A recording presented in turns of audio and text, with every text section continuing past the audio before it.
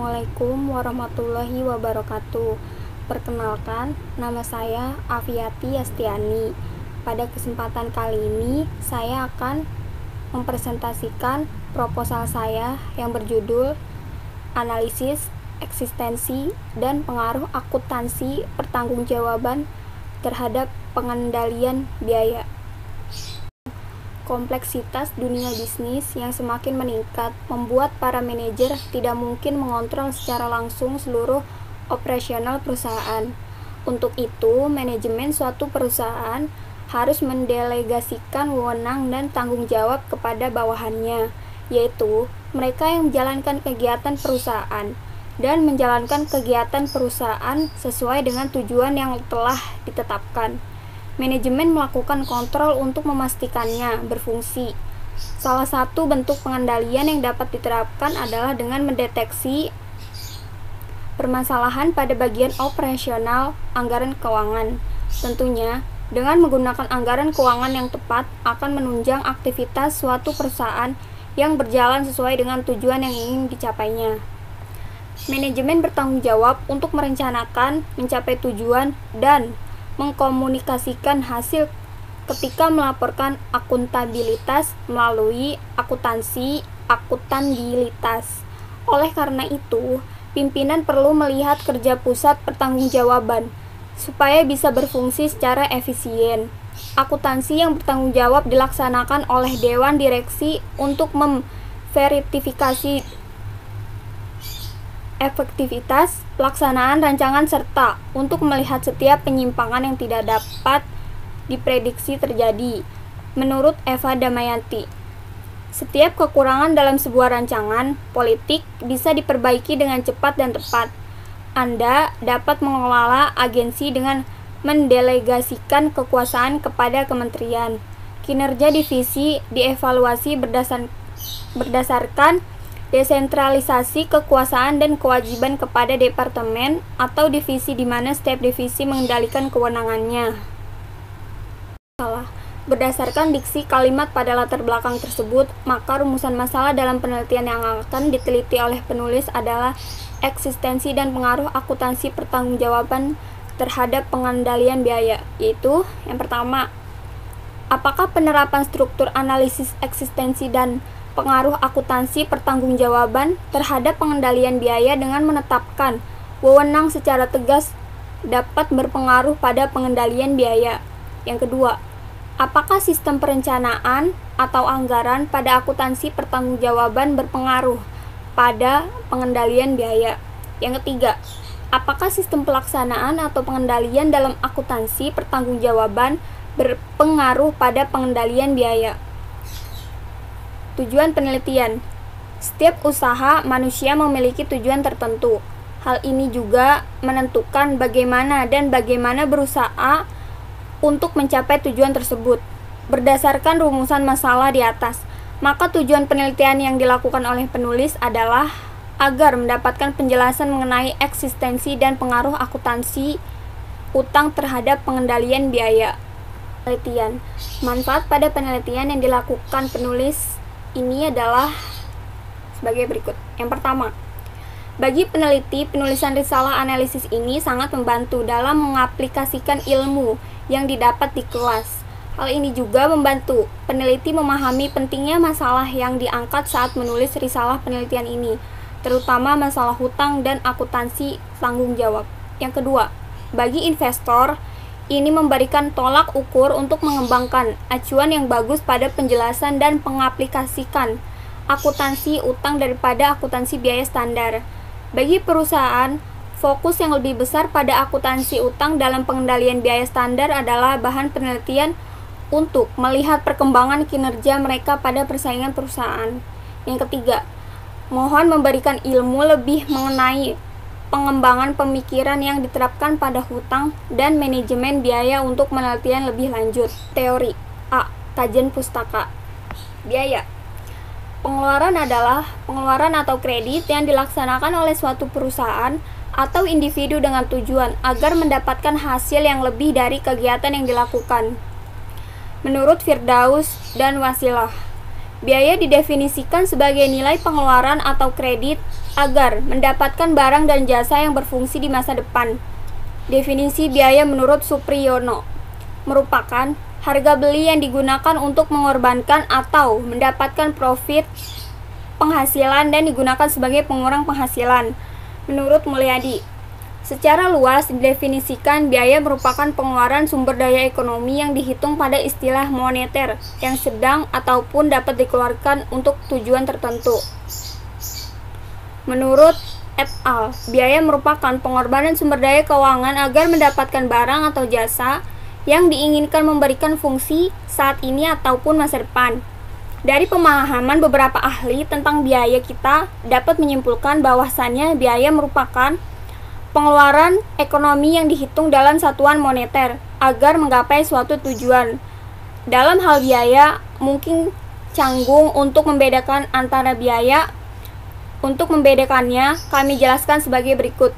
Biaya adalah biaya atau biaya suatu perusahaan atau individu dalam arti pengorbanan dan berkaitan langsung dengan hasil yang diperolehnya perusahaan dan individu. Contohnya, bahan baku serta tambahan biaya tenaga kerja langsung, overhead pabrik, atau pengelolaan dan pengawasan pabrik, IGM pabrik, bahan bakar, pasokan pabrik, listrik, serta biaya dan biaya lainnya. B. Akuntansi pertanggungjawaban. Mengelola bisnis harus dapat secara langsung mengawasi kegiatan operasional bisnisnya. Namun, karena bisnis perusahaan menjadi lebih kompleks, administrator tidak mungkin mengelola semua aktivitas ini secara langsung. Maka dari itu, perusahaan sangat memerlukan akuntansi pertanggungjawaban. Akuntansi akuntabilitas memungkinkan manajer untuk menetapkan hak dan tanggung jawab kepada departemen masing-masing. Dengan cara ini, manajer dapat mengelola tanggung jawab masing-masing pusat pertanggungjawaban. Ada beberapa definisi teknis akuntansi ini, termasuk yang dideskripsikan oleh Mulyadi. Akuntansi tanggung jawab merupakan sistem akuntansi yang dikonfigurasi untuk mengumpulkan dan melaporkan biaya dan pendapatan di bawah pusat tanggung jawab. Tujuannya adalah untuk menunjuk sekelompok individu atau orang dalam organisasi untuk menanggung pada hal negatif dari biaya serta pendapatan yang telah dirancang. Yang C. Kajian pustaka tentang objek penelitian. Menurut Mulyadi, penerapan manajemen biaya di suatu perusahaan tergantung pada ukuran perusahaan dan dikembangkan dalam 3 fase. Yang pertama, pengendalian biaya melalui pemantauan fisik di UKM, yang biasanya manajer dan pemilik, perencanaan dan pengelolaan pelaksanaannya dilakukan langsung oleh manajemen puncak. Manajemen perusahaan berkompeten untuk merencanakan dan mengelola kegiatan perusahaan. Yang kedua, mengelola biaya menggunakan catatan akuntansi historis ketika bisnis berkembang. Manajer bisnis tidak dapat lagi mengamati kenyataannya dan membutuhkan catatan sejarah untuk merencanakan dan mengelola kegiatan perusahaan. Pada tingkat perkembangan, manajemen perusahaan hanya berkontribusi pada planning serta pengelolaan dengan membandingkan data sejarah selama bertahun-tahun. Yang ketiga, kelola anggaran dengan memakai anggaran statis serta pengeluaran acuan. Jika bisnis Anda membaik, para pemimpin bisnis tidak harus berurusan dengan tugas melakukan tugas tahun ini dibanding tahun lalu. Tetapi, bagaimana kinerja dibanding tahun ini dengan apa yang seharusnya dilakukan di area ini? Dilihat dan tingkatan perkembangan. Para pemimpin membutuhkan rancangan dan acuan sebagai modal untuk merancang serta menjalankan bisnis mereka. Manajemen telah mulai meningkatkan perencanaan bisnis dan sistem manajemen dengan menetapkan anggaran statis dan biaya sederhana. Hasil penelitian terdahulu. Penelitian akuntansi pertanggungjawaban tersebar luas dalam bisnis. Survei yang dilakukan adalah sebagai berikut. Yang pertama, survei yang dilakukan oleh Hyogi Setialanggeng melakukan survei berjudul Menerapkan Akuntansi yang Bertanggung Jawab sebagai Alat Penilaian Kinerja Cost Center. Tujuan dari analisis yang dilakukan penulis ini adalah untuk mengevaluasi serta menganalisis fungsi daripada cara menggunakan sistem akuntansi akuntabilitas dapat berkontribusi pada evaluasi kinerja. Metode penelitian yang digunakan untuk menulis artikel ini menyatakan bahwa penulis belum menguji hipotesis dan belum mengungkapkan spekulasi dengan menganalisis, menilai, atau menarik kesimpulan ketika waktu reaksi sementara terhadap masalah terjadi karena fakta adalah dengan menggunakan metode kualitatif. Dari hasil penelitian pelajari tentang struktur organisasi PT dalam aplikasi bangun, Dom Sorana mengartikulasikan wewenang dan tanggung jawab di tingkat organisasi. Namun, aturan untuk pusat pertanggungjawaban belum dibuat. Sistem penganggaran dilaksanakan sesuai dengan level manajemen paling bawah, yaitu metode penganggaran dari bawah ke atas yang dimulai dari teknik elektro dan sipil. Setelah dijelaskan secara detail, akan dialihkan secara global ke Senior Technology Research and Development Manager. Tidak ada perbedaan antara biaya terkelola dan tidak terkendali dalam kode biaya dan pelaporan kewajiban. Untuk menerapkan sistem akuntansi kewajiban, struktur organisasi perusahaan yang ada memiliki kode pusat kewajiban, kode akun pengeluaran, dan pernyataan kewajiban terpisah antara biaya yang dikelola dan tidak dikelola. Hasil analisis di atas menunjukkan bahwa penerapan sistem akuntansi pertanggungjawaban memudahkan direksi dalam menilai kinerja. Yang kedua, penelitian Masniah melakukan survei bertajuk Menerapkan Akuntansi Akuntabilitas di PT karya Wisman Graha. Penelitian ini menggunakan penelitian deskriptif. Survei ini menggunakan bahan survei, wawancara, dan observasi dari para pemimpin bisnis untuk mengumpulkan data. Metode analisis untuk survei ini adalah menanyakan apakah akuntansi tanggung jawab sosial perusahaan dilakukan dengan benar. Setelah diselidiki, perusahaan tidak melakukan akuntansi untuk hutang dengan benar. Hipotesis. Berdasarkan dasar-dasar bab sebelumnya, isu-isu kunci, dan tinjauan pustaka, penulis membuat hipotesis penelitian secara khusus adalah akuntansi pertanggungjawaban berpengaruh secara simultan terhadap pengendalian sektor biaya, yaitu H1. Struktur organisasi berpengaruh positif terhadap pengendalian biaya. H2. Sistem anggaran berpengaruh positif terhadap pengendalian biaya. H3. Sistem pengendalian berpengaruh positif terhadap pengendalian biaya. H4. Sistem pelaporan berpengaruh positif terhadap pengendalian biaya. H5. Struktur organisasi, sistem anggaran, sistem pengendalian, dan sistem pelaporan secara simultan berpengaruh positif terhadap pengendalian biaya. Metode penelitian. A. Pendekatan penelitian. Sumber data dalam penelitian adalah subjek dari mana data dapat diperoleh. Apabila menggunakan observasi, maka sumber datanya bisa berupa benda, gerak, atau proses sesuatu. Apabila peneliti menggunakan dokumentasi, maka dokumen atau catatan yang menjadi sumber data. Peneliti telah melakukan penetapan data melalui penetapan populasi dan sampel, yaitu sebagai berikut. Yang A. Populasi. Populasi adalah wilayah generasi yang terdiri atas objek dan subjek yang memiliki kuantitas dan karakteristik tertentu yang ditetapkan oleh peneliti untuk dipelajari dan kemudian ditarik kesimpulannya. Populasi yang dipilih oleh peneliti adalah keseluruhan masyarakat Indonesia, dikarenakan penelitian ini memerlukan keseluruhan data penggunaan internet pada masa pandemi dari setiap daerah di Indonesia. B. Sampel. Sampel adalah suatu bagian dari keseluruhan serta karakteristik yang dimiliki oleh sebuah populasi.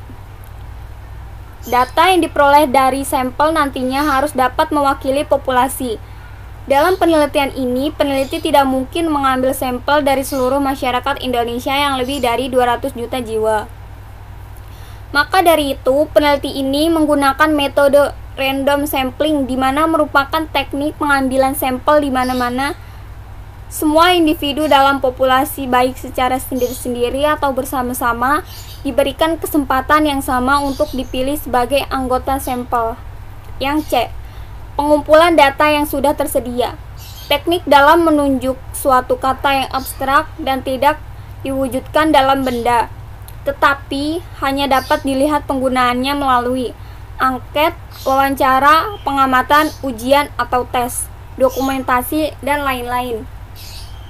Peneliti ini dapat menggunakan salah satu atau gabungan teknik tergantung dari masalah yang dihadapi atau yang diteliti dan waktu penelitian. Pada sistem ini, para peneliti meregistrasikan proposalnya secara online. Selanjutnya, melakukan rekap terhadap jumlah proposal pada semua jenis hibah yang ada. Selanjutnya, mendistribusikan kepada reviewer untuk dinilai. Reviewer memberikan penilaian terhadap proposal yang dikompetisikan secara online. Yang C. Metode pengambilan sampel. Metode pengumpulan sampel yang dipilih oleh peneliti merupakan teknik pengumpulan data sekunder. Metode pengumpulan data sekunder sering disebut metode penggunaan bahan dokumen, karena dalam hal ini peneliti tidak secara langsung mengambil data sendiri, tetapi meneliti dan memanfaatkan data atau dokumen yang dihasilkan oleh pihak-pihak lain. Dalam hal ini, data sekunder merupakan data primer yang diperoleh oleh pihak lain atau data primer yang telah diolah lebih lanjut dan disajikan baik oleh pengumpul data primer atau oleh pihak lain yang pada umumnya disajikan dalam bentuk tabel-tabel atau diagram-diagram. Metode pengumpulan data. Teknik dalam menunjuk suatu kata yang abstrak dan tidak diwujudkan dalam benda, tetapi hanya dapat dilihat penggunaannya melalui angket, wawancara, pengamatan, ujian atau tes, dokumentasi, dan lain-lain. Peneliti dapat menggunakan salah satu atau gabungan teknik tergantung dari masalah yang dihadapi atau yang diteliti. Teknik pengumpulan data yang dipilih oleh peneliti merupakan teknik pengumpulan data sekunder. Metode pengumpulan data sekunder sering disebut metode penggunaan bahan dokumen, karena dalam hal ini peneliti tidak secara langsung mengambil data sendiri, tetapi meneliti dan memanfaatkan data atau dokumen yang dihasilkan oleh pihak-pihak lain. Dalam hal ini, data sekunder merupakan data primer yang diperoleh oleh pihak lain atau data primer yang telah diolah lebih lanjut dan disajikan baik oleh pengumpul data primer atau oleh pihak lain yang pada umumnya disajikan dalam bentuk tabel-tabel atau diagram-diagram. Metode analisis data. Yang pertama, analisis statistik deskriptif. Peneliti mendeskripsikan analisis data dalam perhitungan statistik melalui nilai mean, median, maksimum, minimum, standard deviation, skewness, kurtosis, dan Zerque-Bera.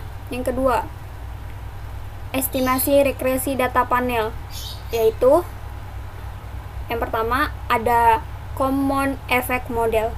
Common Effect Model atau bisa disebut CEM merupakan model yang paling sederhana dibandingkan dengan model Fixed Effect Model ataupun Random Effect Model dalam regresi data panel. Yang kedua ada Fixed Effect Model. Model efek tetap atau Fixed Effect adalah model regresi data panel yang dapat menunjukkan adanya perbedaan konstanta antar objek dalam koefisien regresi yang sama. Fixed effect menggambarkan suatu objek observasi memiliki konstanta yang bernilai tetap untuk beberapa periode waktu. Yang ketiga, random effect model. Model random effect diasumsikan bahwa perbedaan intercept dan konstanta disebabkan oleh residual dan error sebagai akibat perbedaan antar sampel dan periode waktu yang terjadi secara random. Untuk menganalisis dengan metode random effect adalah satu syarat yang harus terpenuhi, yaitu objek data cross section harus lebih besar daripada banyaknya koefisien. Ketiga, ada teknik pemilihan model regresi data panel. Yang A, ada uji Chow. Uji Chow digunakan untuk memilih model yang digunakan. Apakah sebaiknya menggunakan Common Effect Model? atau bisa disebut jam, atau fixed effect model atau bisa disebut juga form. Pengujian ini dapat dilihat pada nilai probabilitas atau prob. Yang B, uji Hausman. Uji Hausman digunakan untuk memilih model yang digunakan, apakah sebaiknya menggunakan random effect model atau fixed effect model. Pengujian ini dapat dilihat pada nilai probabilitas atau prob. Yang C, uji Lagrange multiplier. Uji Lagrange multiplier digunakan untuk memilih model yang digunakan, apakah sebaiknya menggunakan random effect model atau common effect model. Yang keempat, uji hipotesis. Hipotesis dapat didefinisikan sebagai pernyataan sementara, namun dapat diuji. Hipotesis dibuat dari teori yang menjadi dasar model konseptual. Hipotesis merupakan hubungan yang diperkirakan secara logis antara dua variabel atau lebih yang ditunjukkan dalam bentuk pernyataan yang dapat diuji. Yaitu yang pertama ada uji F. Uji kelayakan model atau biasa dikenal dengan uji F digunakan untuk menjelaskan apakah semua variabel bebas yang dimasukkan ke dalam model secara bersama-sama mempunyai pengaruh terhadap variabel terikat, atau dengan kata lain model fit atau tidak. Yang kedua, ada uji R2 atau bisa disebut koefisien determinasi. Hasil dari koefisien determinasi menjelaskan seberapa jauh kemampuan model regresi dalam menerangkan variasi variabel bebas mempengaruhi variabel terikat. Semakin besar hasil R squared akan semakin baik, karena hal ini mengidentifikasi semakin baik variabel independen dalam menjelaskan variabel dependen. Yang ketiga ada uji T. Hasil uji T menjelaskan signifikan pengaruh variabel bebas secara parsial terhadap variabel terikat. Yang kelima, analisis regresi data panel. Secara prinsip, data panel adalah gabungan antara data time series dengan data cross-section. Data panel biasa disebut pula data longitudinal atau data runtut waktu silang. Cross-sectional time series di mana banyak objek penelitiannya, misalnya negara, industri, bank, atau bentuk lainnya yang diamati dua periode waktu lebih yang diindikasikan dengan penggunaan beberapa periode data time series. Dan presentasi yang dapat saya sampaikan, kurang lebihnya mohon maaf. Wassalamualaikum warahmatullahi wabarakatuh.